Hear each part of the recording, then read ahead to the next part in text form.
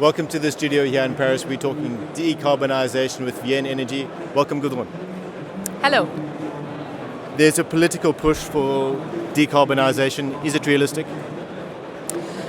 Well, that's a really interesting question.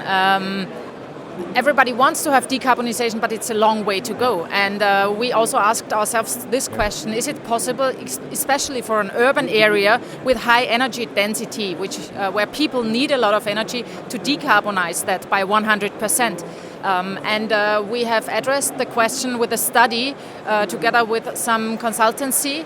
And found out that yes, by 2050 it will be possible to decarbonize in all areas, in electricity, in mobility and in heating. But it's a long way to go, and it takes a lot of efforts on all areas of society to reach that. What are the main levers in this transition?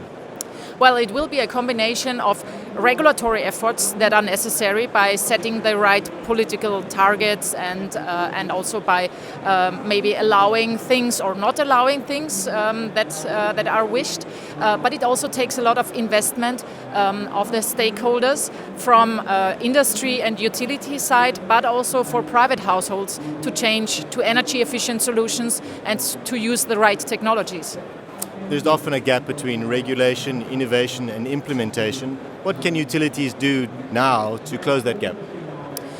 Actually, there are always those three areas: the mobility, the electricity and the heating aspect for energy efficiency and for reduction of CO2.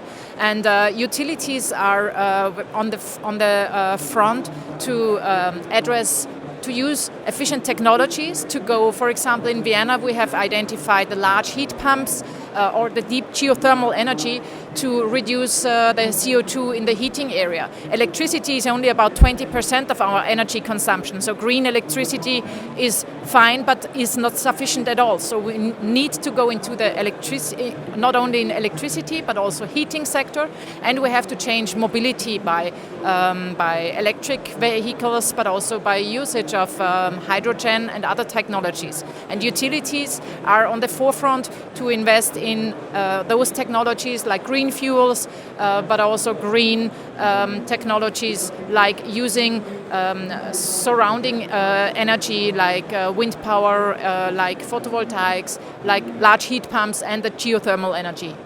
Thank you so much for your insights. Thank you. Be sure to subscribe to our channels for more industry-related content.